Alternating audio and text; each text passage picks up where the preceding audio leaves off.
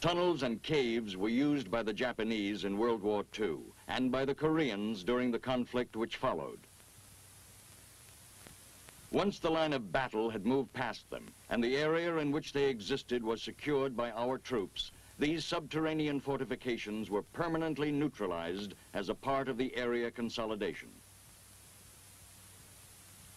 Today, however, a different type of warfare is being waged. Rarely are areas held long enough to be thoroughly cleaned out. Instead, the major actions of our combat troops consist of search and destroy operations. Intensive drives through enemy territory with the primary objective of finding and destroying his forces and then moving on.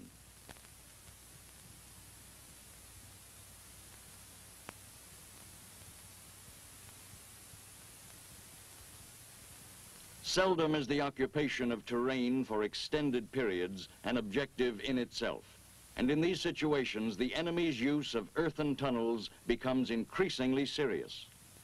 He can hide in them until our troops pass, then emerge and attack from the rear. In them, he can store supplies for future operations in the area. If the enemy leaves his tunnels deserted during a sweep operation, he will find shelter and operational facilities in them when he returns. And if they are intact, he can resume his guerrilla activities almost as though no interruption had taken place. Thus, it is obvious that to effectively strike the enemy and destroy his ability to wage war in guerrilla situations, his tunnel shelters must be demolished or denied him as they are encountered. This is a relatively new but important military concept, for tunnel use is included in the doctrine of various armed forces, particularly in the Orient. In the future, this doctrine may well be applied not only to guerrilla warfare, but to any type of conflict anywhere in the world. Therefore, an understanding of earthen tunnels and the means of destroying or neutralizing them is essential to today's soldier. Earthen tunnels may be dug or utilized in military operations wherever the tactical situation warrants, although they are practical only where large civilian labor forces are available for their construction.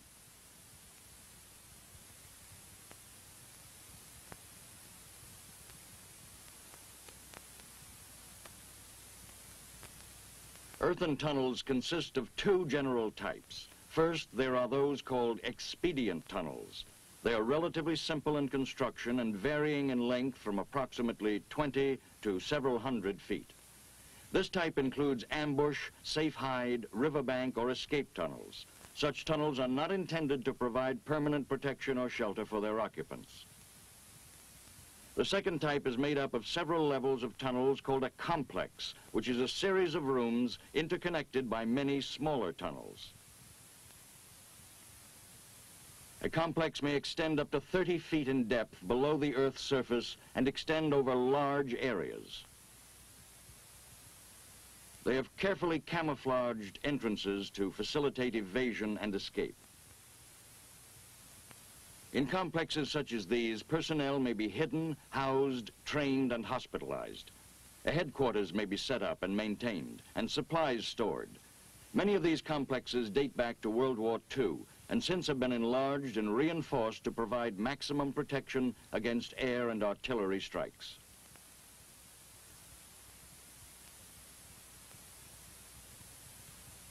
Such huge complexes are generally found away from populated centers. They are the most difficult to demolish, but can be destroyed if time, supplies, equipment, and personnel are available. When a tunnel entrance is discovered, the area around it must be examined for booby traps or mines. These are generally used by the enemy for protection or warning, and until this check has been completed, the tunnel should not be entered. Before entering a tunnel, recon personnel must have the equipment they need to do the job. A powerful flashlight in good condition and with fresh batteries, and a probe, such as a bayonet, is a must.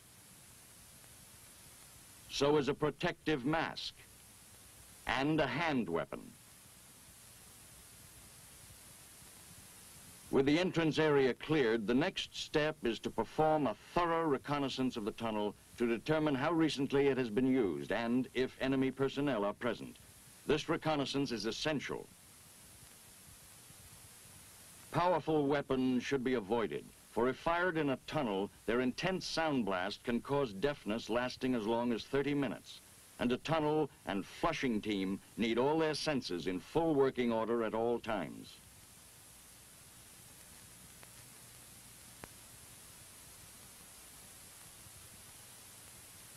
When a tunnel entrance shaft goes vertically into the ground, as here, the first man to enter it should be slowly lowered into the shaft head first to permit him to thoroughly check the entrance walls and floor for booby traps or mines as he moves into the tunnel.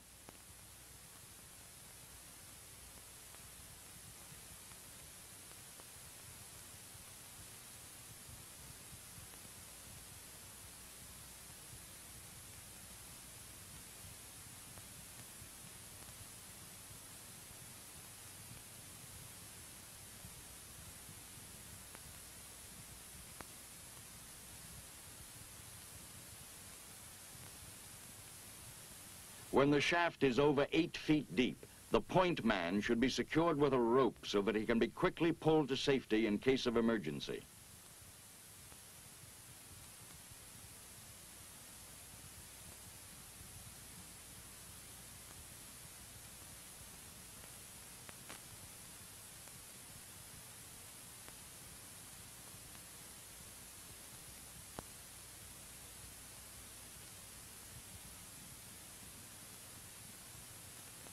As the point man arrives in the tunnel, he carefully checks to be certain that no enemy is awaiting him near the entrance.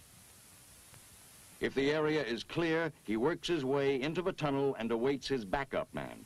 As they enter the tunnel, both men must be alert for any odor which suggests the presence of chemical agents. And if such odors are detected, protective masks must be donned before continuing farther.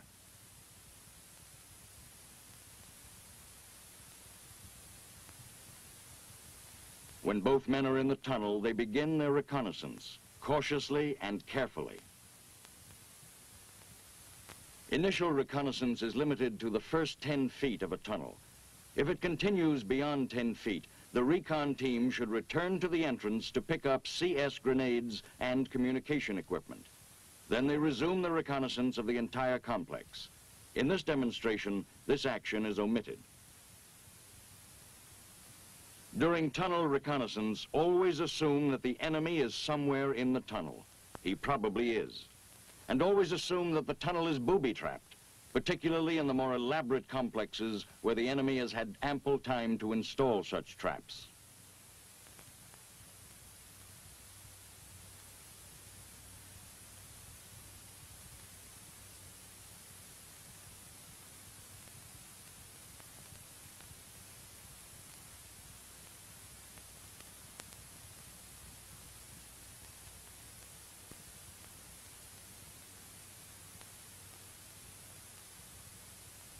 Carefully examine all surfaces of the tunnel, floor, walls, and ceiling, for booby traps or mines, as well as for false walls or hidden passageways.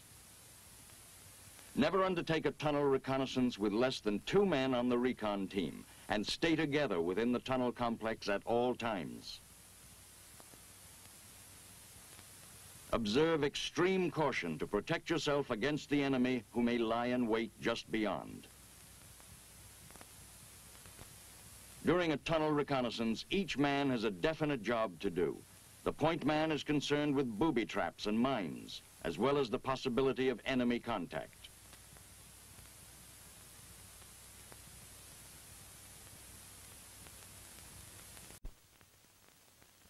The backup man is alert for information of intelligence value.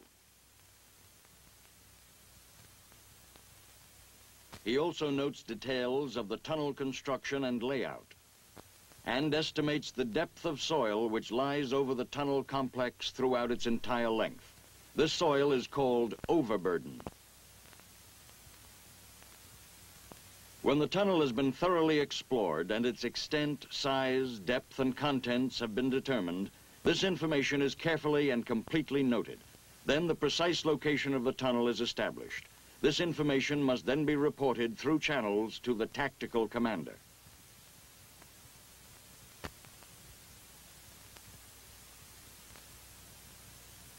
On the basis of factors which are inherent in the overall combat situation, the commander will decide whether the tunnel should be destroyed, otherwise denied to the enemy, or bypassed.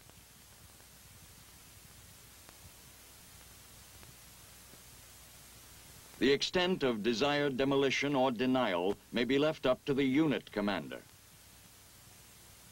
The factors which will determine the type of tunnel denial to be undertaken during combat operations will relate to the tactical situation at the time. First, how much time is available for destruction? How much time will the primary mission allow for such work? Second, how much time is necessary for total or partial destruction? These must be weighed against each other. Third, what equipment and personnel are required for the different types of denial in relation to the tunnel in question? Are such personnel and equipment available? Finally, how important is the tunnel or complex to the enemy? How valuable will it be on his return to the area? These are the things which must be considered in determining the type of tunnel destruction or denial appropriate to an individual situation. The methods of tunnel denial which may be employed in combat situations can be divided into three general categories. First, immediate denial, which can be completed in minutes with equipment normally at hand.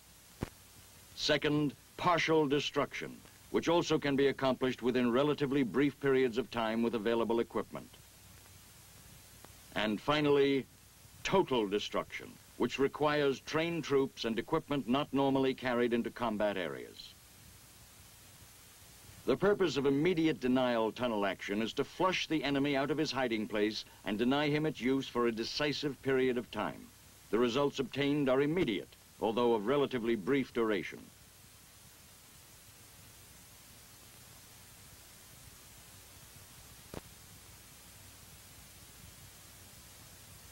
To drive the enemy from the tunnel, CS is used in solution or powder form.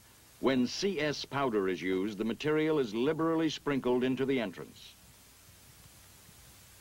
The tunnel is then sealed as tightly as possible, forcing the CS fumes to spread back into the underground passageways and drive the enemy out through other exits, since normally they have no protective masks available. The M106 chemical dispenser can be carried by one man and may be used to blow chemicals into a tunnel.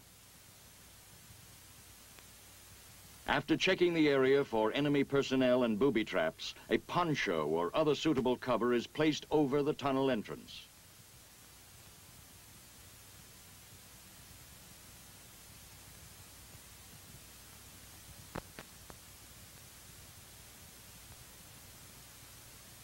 The discharge hose from the dispenser is inserted through the cover, ensuring that a tight seal is maintained around the hose.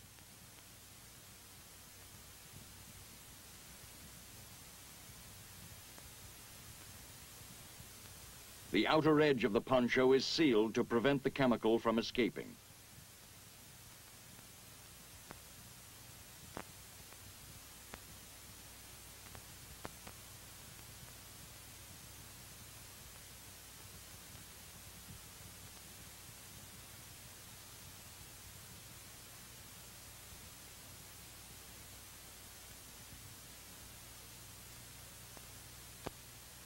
After all openings are sealed, the engine is started.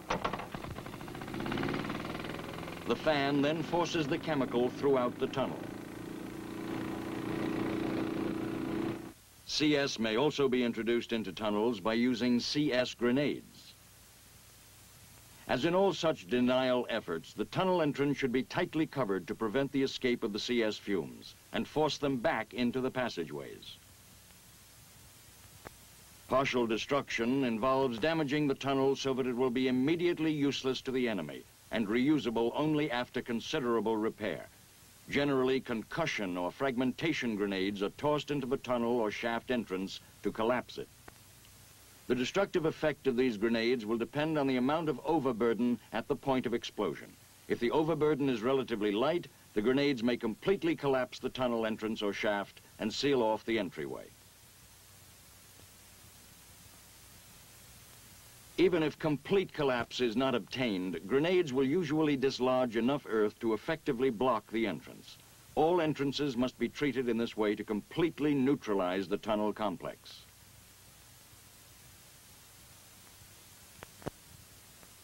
Conventional military explosives such as dynamite, TNT, or C4 can also be used in partial tunnel destruction. C4 is normally available under combat conditions in M37 demolition charge assembly kits.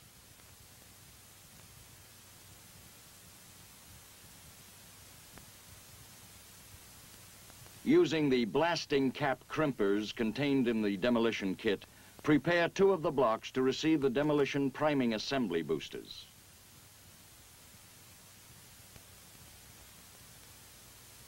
Two of these assemblies are contained in each kit. They consist of 5-foot lengths of detonating cord with a priming adapter and booster attached to each end. Place the boosters into 2 of the 8 blocks.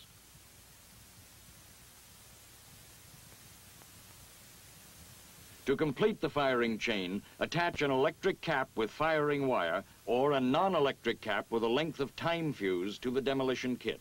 We will use a non-electric firing assembly. Cut a piece of time fuse of sufficient length to allow personnel to move back to a safe area.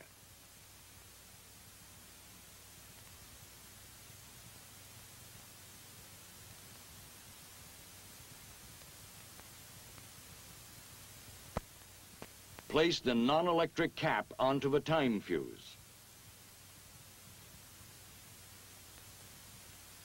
Crimp it using the blasting cap crimpers.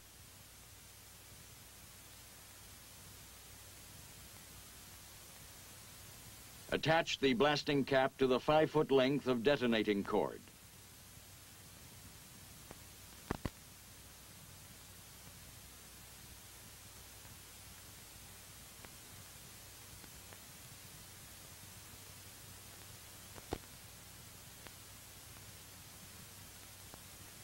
Finally, attach the fuse lighter to the time fuse.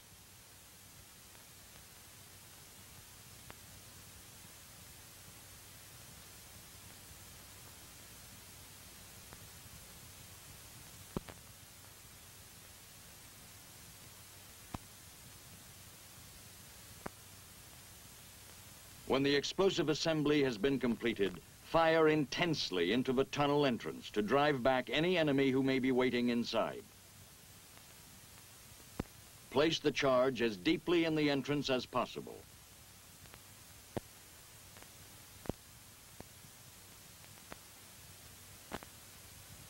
Then ignite the fuse and quickly withdraw to a sheltered position a safe distance from the entrance.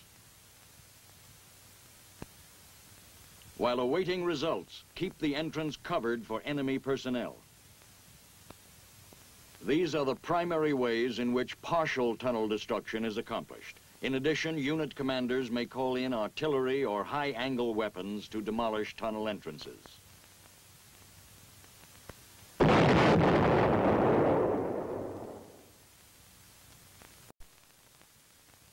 The total destruction of a tunnel is a job which should be handled only by specially trained troops, using equipment not normally carried in forward areas during combat operations. Thus, it obviously requires more time than is necessary for the partial destruction just demonstrated.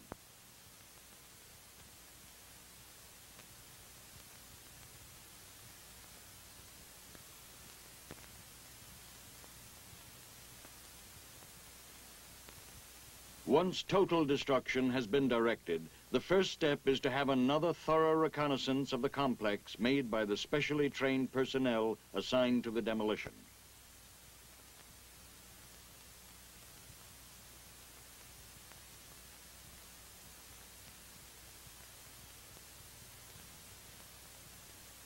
These men will make certain that the tunnels are clear, that no enemy personnel or booby traps have been overlooked in the earlier exploration.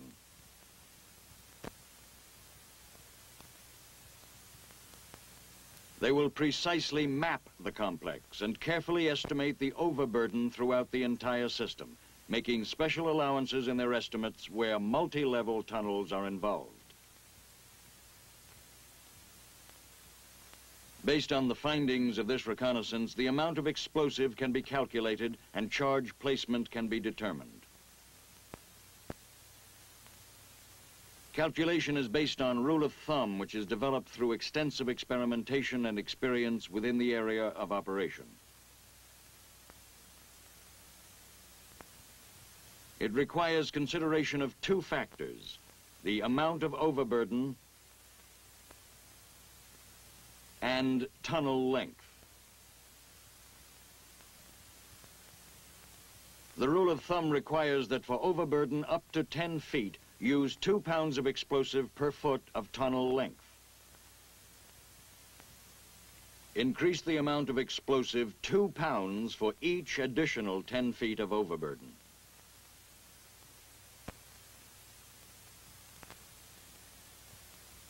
The charges should be ground placed at turns or corners of the tunnel, as well as at strong points.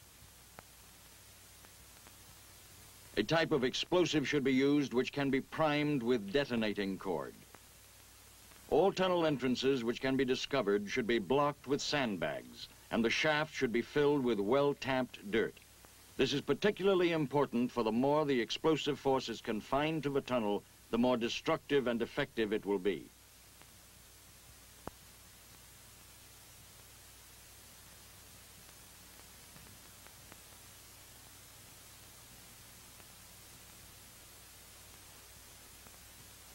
In tunnel destruction, explosives should be primed with det cord and then electric or non-electric means used to initiate the action. However, electric means is best because it gives you full control of the firing at all times.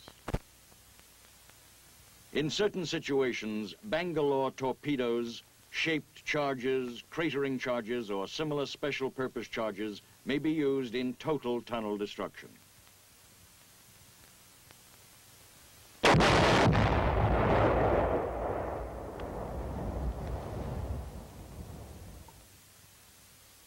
In its continuing search for more effective ways of destroying large enemy tunnels and complexes, the Army has developed this XM-242, Liquid Explosive Demolition Kit, for use with the powerful liquid explosive nitromethane.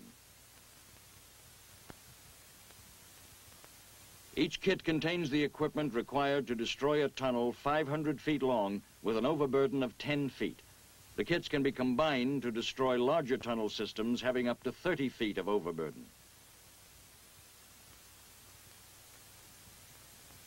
Each kit includes a portable gasoline engine-driven air compressor, 2 55-gallon drums of liquid explosive nitromethane, enough hoses to connect to the compressor, and 55-gallon drums.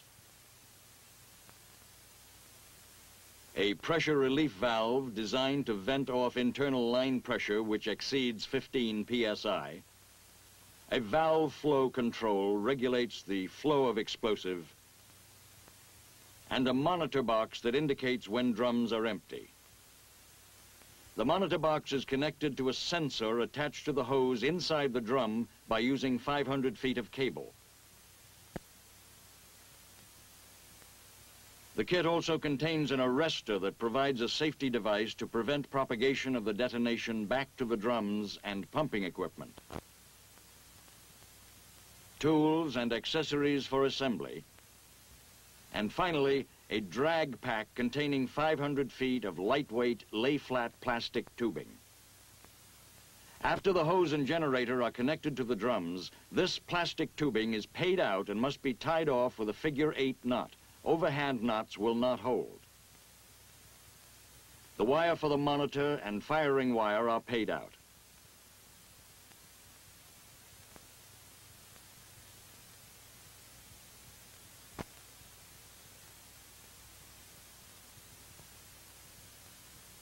The monitor is connected to the monitor wire. At the tunnel entrance, explosive is placed around tubing and primed with 2 blasting caps.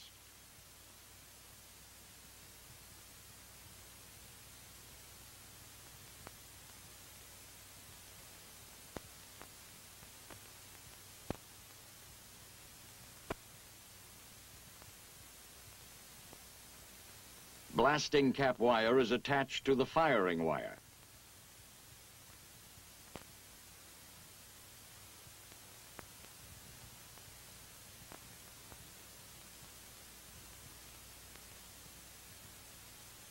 The compressor is started.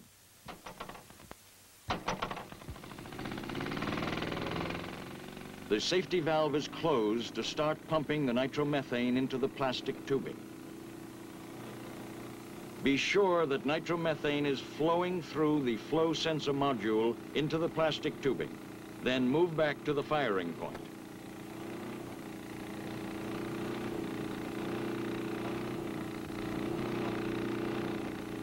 At the firing site, the firing wires are attached to the blasting machine. The monitor is checked until one of the lights goes out. Then the charge is fired.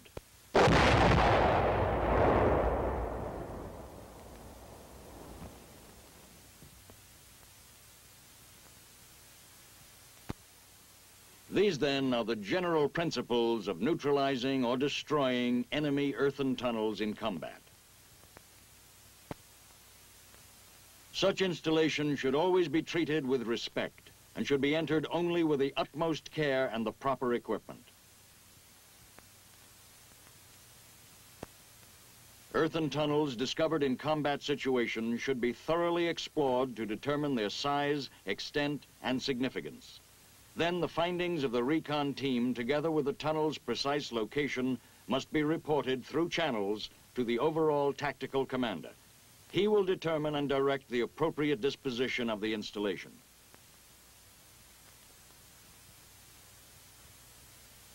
For immediate denial, CS in various forms may be used by combat personnel. For this to be effective, all entrances to the tunnel must be tightly contained to keep the agent from escaping. Combat personnel can accomplish partial destruction of tunnels by collapsing entrances with concussion or fragmentation grenades, as well as available conventional military explosives. Combat troops can perform denial or partial tunnel destruction as a part of their normal mission. Total destruction of a tunnel requires trained personnel with specialized equipment. Whichever type of tunnel destruction is dictated by the tactical situation, it should be performed carefully and completely. Only in this way can the enemy's vital tunnels and complexes be denied him.